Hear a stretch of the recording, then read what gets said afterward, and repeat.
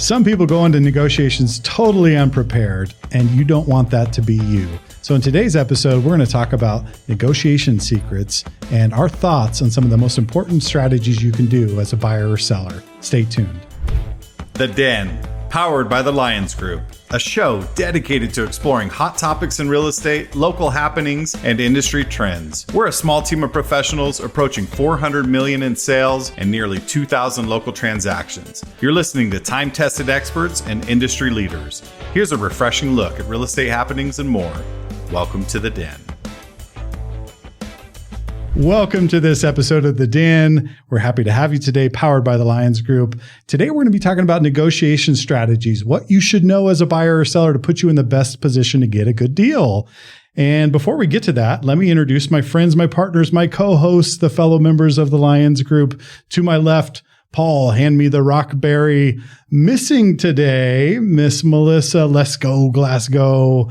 And that's right. That's awesome. Aspen, the Ninja Groen, and Shannon, the boss. Martin Martinez. My name is Ben Lyons, and I'm your host of The Den Top Brokers, taking on tough questions. So today, negotiation secrets. So we're going to talk a little bit about, we're going to peel back some layers on strategy there. Now, some people see what we do, and they really don't know that we're negotiating as we're realtors. Every conversation I have is leading to something, and it's very subtle.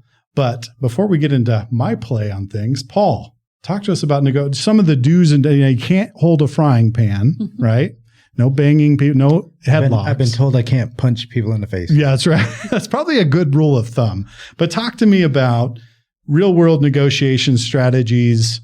You can pick buyer or seller or both. Like, what are your thoughts on some of the negotiation strategies you have as a professional realtor? My background in sales started in the oil field, and I had a boss that he's old school. He's actually my father-in-law, but there's a training course called CARIS Negotiating. I don't know if anybody here has heard about it, but it is one of the leading courses in negotiating skills. So I went there in, I think, 2011, 12, 13, somewhere in there. It was like a week long in Denver, and it was all role playing. So when people ask me to do role playing, I say, absolutely not. Wow. I don't ever want to do that again. Role playing's tough. Oh my gosh. But if you don't know how to do sales or negotiating, it needs to be on your radar because it's the only way to do it. So CARIS has a couple of things that I still use to this day. It is knowing the other side's levers, their like pinch points or their whatever they think is the most important thing to them. So in a real estate deal, sometimes it's time frame, sometimes it's price, sometimes it's ego, and once you know the other side's, what is the word? No, they're levers. I think that's, yeah. So you have those levers that you pull at certain times. So my job, now that I know we have these levers, is helping my client, whichever side I'm on, pull them at the right time. A lot of people just say, I want to show my cards, or I want to ask for all of this up front. Then I go, well, then you have no negotiating power later on. So for me, it's a lot of the upfront before we even get to the negotiation, finding out all the finer details and getting the best advantages I can for my client. Understood. So in fact, I just had this same situation happen. I've got some buyers that are working on making an offer. They actually submitted an offer on a property. This podcast comes out in another week or so. So the negotiations will be done at that point. So, but you're getting the inside track right now. And these buyers, we went out to this property and it looked like it was an estate sale. In other words, the parents who maybe owned this property for a lot of years had moved on. We got some inside information that maybe one of them had passed back in 2014, 2015, but literally the home looks like it has set the way it has been for the last 7 or 8 years. Like they still have food in the drawer, in the cabinets and silverware, but it's dusty. Like it just hasn't been touched. And so my read on that was these people don't want to come back and do this. So if you make an offer buyer, make an offer and say, you can take whatever you want and you can leave whatever you want. And that may be appealing to the seller. And so I made a phone call to the other realtor and it was exactly that. She said, she told me this twice. Oh, Ben, if you make an offer like that, that'll go so far with the seller. She just cannot emotionally come back to the property. So that speaks to your point, Paul, seeking first to understand what those levers are and then going from there. So do you have any examples of situations like that come to mind? I just wrote an offer last night on, I guess we shouldn't talk about current ones, or I guess you just did. So, I just did. So I said, I knew the buyer wanted the deal, and I knew that there were multiple offers. So there were other offers in. So as soon as I hear that, escalation clauses and go over asking, all of those things that I tell the buyer, I say, you need to put your best foot forward. They can negotiate later on, but we need to come out with a good opener. So I think, sometimes we see like really high priced properties and we want to tell the buyer, they go, well, that's not worth that. I'm going to offer like way over here.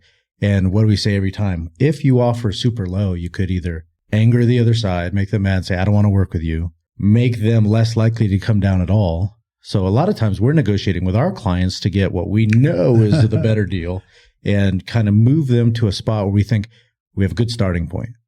And from here, we can move towards what you want. The game within the game. Even with our own clients, we're constantly negotiating. And I like playing the game against you, probably the best.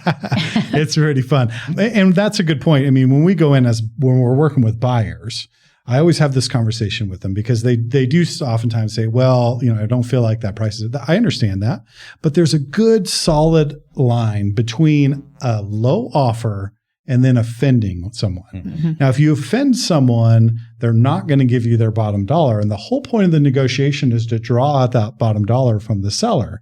So if you offend them, then it's done. So you got to find that sweet spot where you can frame it in a way, or you can come in a way that does not put the seller on the defensive, and then they just wall up and say, go somewhere else. Mm-hmm. Right. Mm-hmm. So some of that plays into it. But Aspen, let me know your thoughts on how you approach negotiations, maybe a holistic approach of how you approach negotiations, and whether with a buyer or a seller.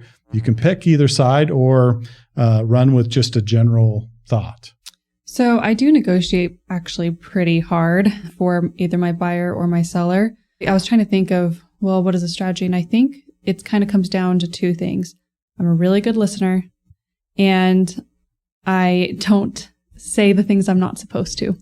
So I have a lot of times whenever I'm talking to other brokers and they just give you everything. And I'm like, stop. I don't say this. I listen. Don't tell them. Yeah. But I'm like, oh my gosh, you just gave away everything. I know it doesn't matter if my seller says they're not going to fix anything now because you just said they love the house and they want it no matter what. That's not, you're giving away your client's negotiating power when you do that. So I think just sitting back and listening, but also listening to how they're saying things, the tonality, kind of the other filler words that they're using. I think listening is one of the biggest things you can bring to negotiation. And then I can go to my seller and say, hey, I think if you don't offer anything, it's a risk.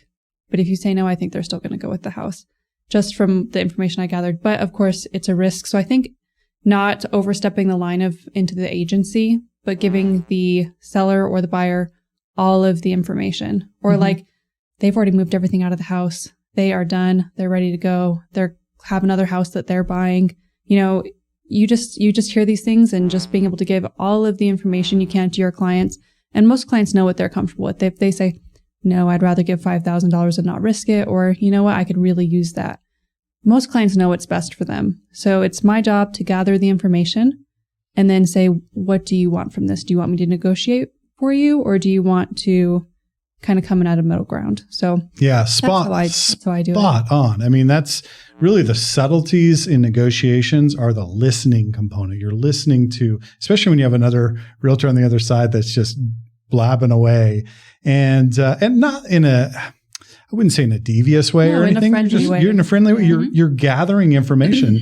And so then you take it back to your client and you say, here's kind of what I gleaned from this. And I mean, yeah, you could potentially go all the way to this goalpost, and, play hardball or somewhere in between. And like you said, most clients have that internal compass and they go, look, in fact, we're just dealing with a deal we're closing here in a couple of days, Paul, where my buyer, I gave him the goalpost and he said, I just really want to be fair and I want to get this done. And, I'm not trying to get to this side. And thank you for showing me where that parameter is, but I'd rather be right here. I feel good about that. Mm-hmm. And that's okay. That's wonderful. At least you've laid it out based on what you've gleaned from those conversations to put your buyer or your seller in the best position to make a decision. What are your thoughts on that, Shannon? Well, I completely agree with everybody. I think that knowing, we always completely agree, don't we? We do. Me and Shannon do. We agree a lot. Everything. She's my twinnie. When we talk about knowing what the other side wants, a lot of people come in and just say, so why are they moving? So, are they getting divorced? Okay, we can't really tell people those things, But like you said, we pick up things along the way. You see things by looking around the house. You understand, you understand they got a lot of stuff and maybe 5 kids and maybe they need an occupancy agreement. Maybe if I get what I want, they can get what they want. So I always tell people just try to be flexible. It has to be a win-win for everybody to work. And nobody goes into a deal going, I just got completely ripped off. Who signs up for that? Nobody agrees to that. You have to know what the other side wants and try to leverage that. You have to know what they want, what they need, and try to work with that to get what you want and what you need. I think that's important. I think my second thing that's really important, we talk about this, is not get emotional in negotiations. I know that it's your biggest purchase or it's your biggest sale. And, this is the house that you brought your kids home from the hospital to. There's a lot of things that become emotional. But the problem is when you wrap up that too much, you start seeing only what you need, only your side, only what's important to you. And you have to realize the other side doesn't care that you brought your kids home to this house. That doesn't add value to them. They're not concerned about that. You have to step back and take out your emotions and understand that, it is a business transaction and you want to do the best. And when you're getting the best and they're getting the best, it's a win for everybody. And that's when transactions move forward, is when everybody wins. Yeah. And I call that sometimes rocking the boat.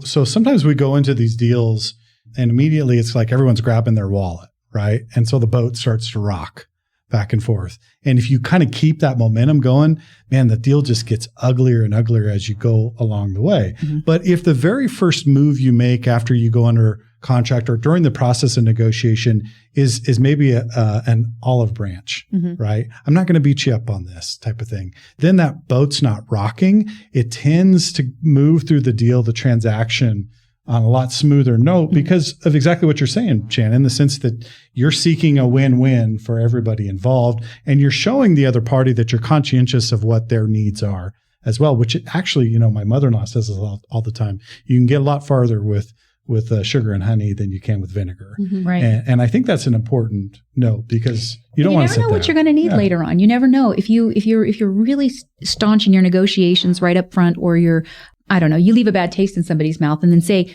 2 weeks into the deal, you find out that, your lender says you're going to need a little extra something. How do you go back and ask that seller for something when you've already mistreated them?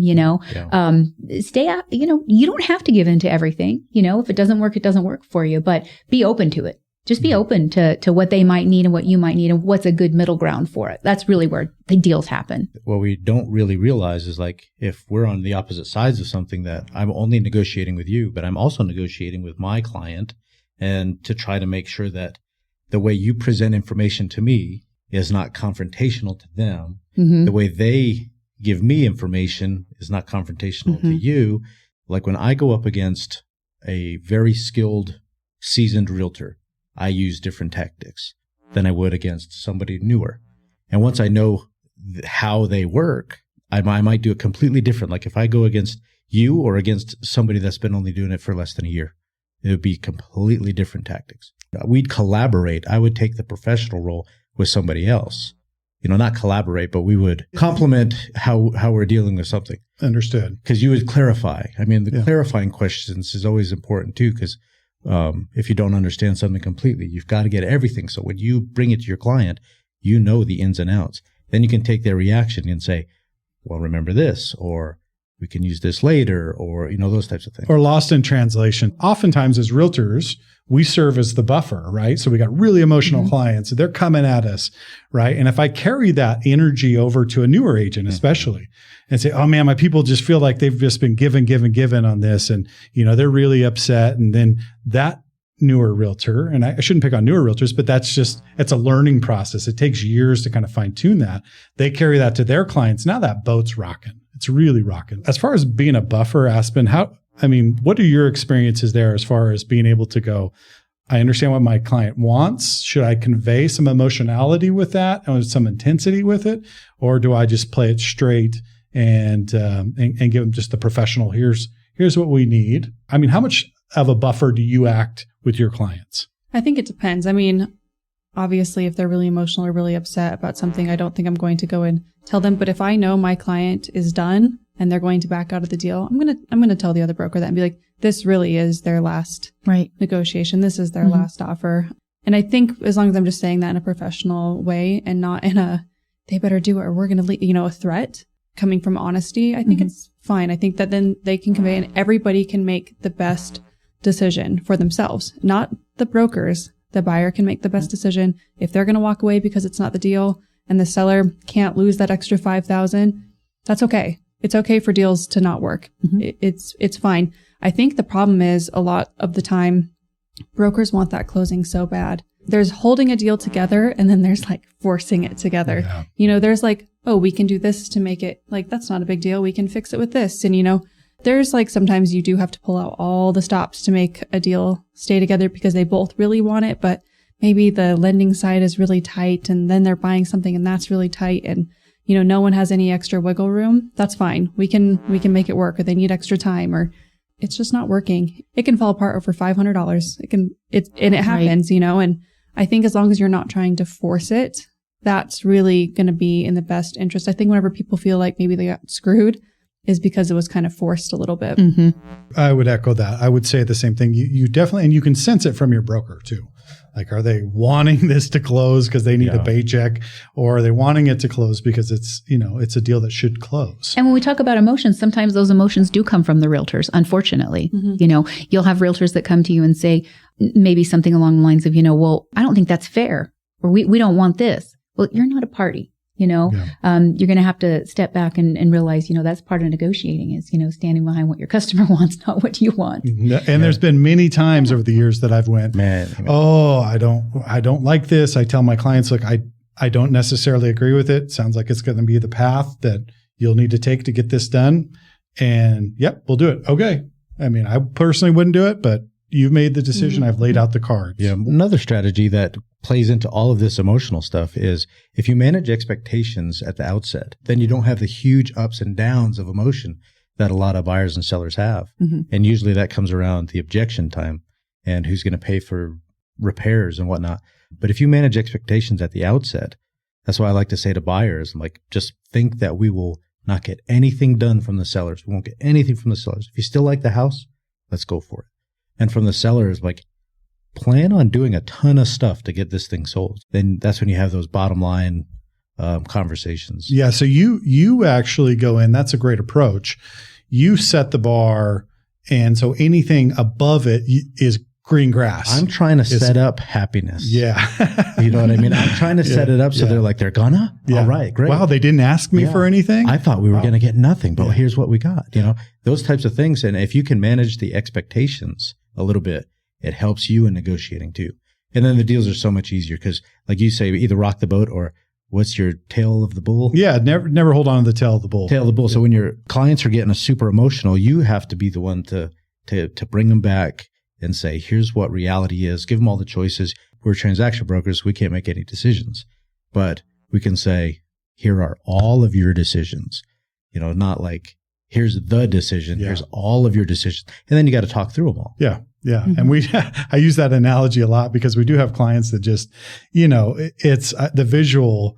And over the years, I've been able to do this where I just let them do their thing. They go and they vent and they buck around in the pen. I just visual bucking around in a pen. And then I go, okay, are you done? Come back over here and let's talk about this. Let's talk about this. And not all clients, but it's an emotional purchase. And back to your point, Shannon, I mean, just try to remove the emotional component out of that. As much as possible. Yeah. As much as you can. I mean, you can't, we're not robots, but we certainly can try to set that on the table.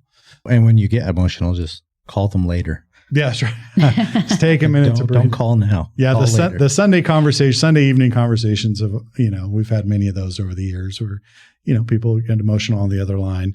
Have you ever heard of the term BATNA? Yep.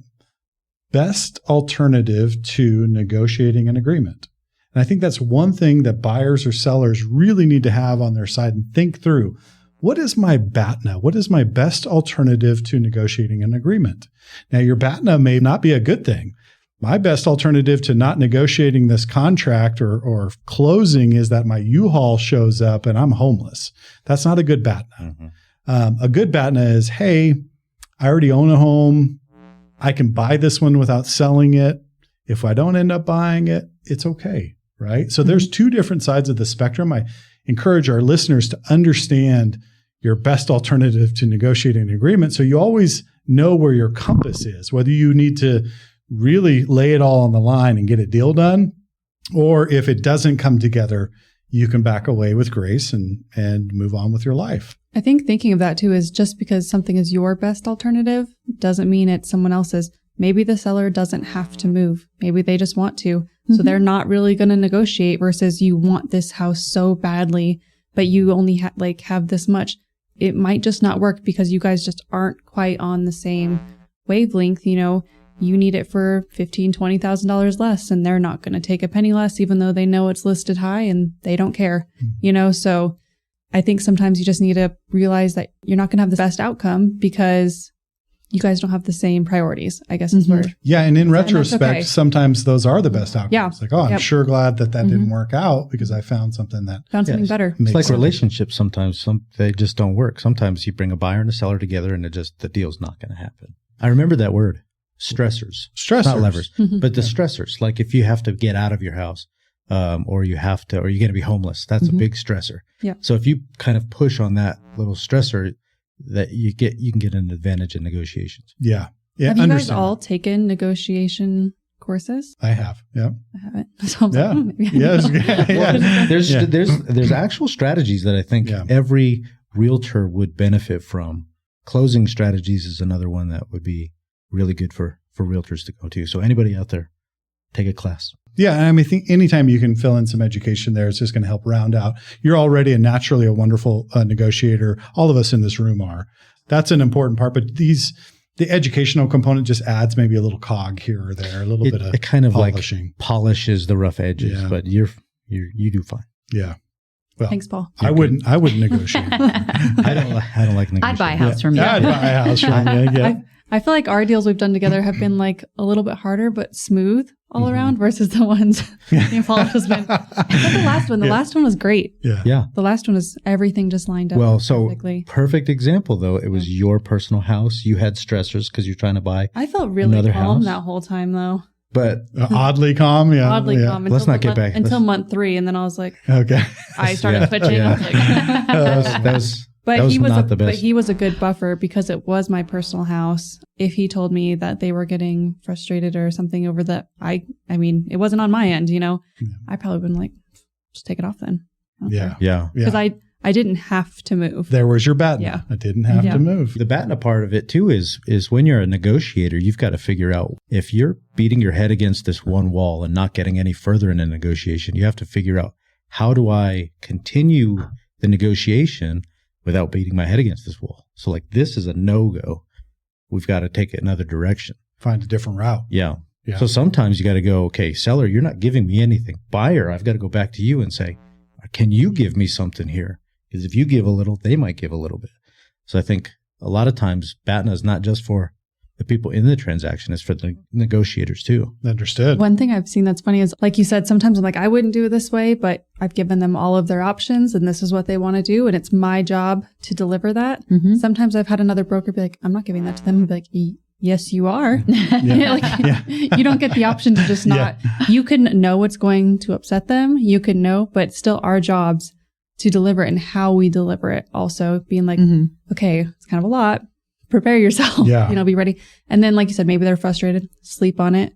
And tomorrow we're going to respond, instead of just responding right away. Yeah. If I get somebody that says I'm going to go pray on it, I always say, okay, call me in the morning. And if you wake up and it feels right, we'll go for it. Yeah. Because if you have somebody that's on the fence, they need time with their thoughts. They need time to do whatever they need to do to get themselves ready to make that decision. Yeah. And all of that plays into different personalities. You have to be aware of which personalities you're playing with here, because some people are very much analytical with their approaches and other people are very much emotional. And so really a big part of our job, and the very best negotiators are able to frame a perspective based on the recipient. So they seek first to understand what that recipient is, and then they frame a perspective that makes sense to that analytical person or that emotional person. We're winding down on time, but I just want to get your thoughts real quick on love letters. Anybody have any experience with love letters? Aspen, why don't you throw in some thoughts on love letters? I am not a fan. I have won deals using them. There was one deal actually that I can think of where it was during COVID when people were just putting in offers 30, 40, 50,000 over asking. And this guy was a VA loan and he was putting his best foot forward. I mean, he was going 30, 40,000 over and just was getting beat. We put, I think, 14 offers. Oh my gosh. And finally there was one that had just came up and I went to, pull up all the information on it. I do quite a bit of digging before. So I was looking at everything and I noticed that there was no name on the assessor page. It was kind of blank. And I was like, I bet this is a police officer or something similar. It was. So he wrote a love letter, saying, I'm a vet.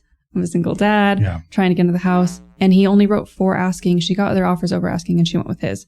So I will say sometimes they work and sometimes they're needed, but I'm very hesitant. I always tell my sellers not to accept them because I think you can get into fair housing issues. Right. So I get nervous about that. Mm-hmm. Yeah. And what we're talking about specifically for the listeners is someone writing a letter when they submit an offer saying, I'm a single dad and, I love your home. I want to raise my family there. And would you consider me with the offer?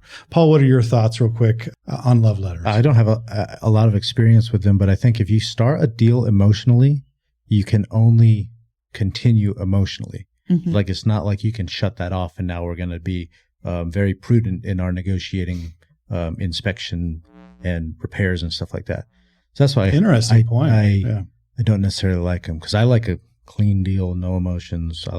That's how I like to do things. Okay, great. Fair enough. Shannon, any thoughts on love letters? Yeah, I like always, I agree. Yeah. I mean, I think you're right. You can use them at times and it's really useful, but I don't want to have to give one to my customer. I agree. How do you know that someone just lost their husband and she's a widow and this is everything she can afford? And then you get to the home inspection and she wants 80 items. And how do you tell her no? Yeah. And that's to Paul's point there. And I agree. The fair housing issue comes in there as well. We don't need to make decisions on whether we buy or sell a house based on the person that's buying or selling it. Yes. That should not be the factor. So it's I don't like the way they feel. I think that's a great point, Shannon. And I'll just wrap up the conversation here just to say, I'm not a fan of love letters either. I really think that the fair housing component kicks in. I mean, then if they write a love letter and they don't get the acceptance, it's, hey, because, maybe because I have too many kids, or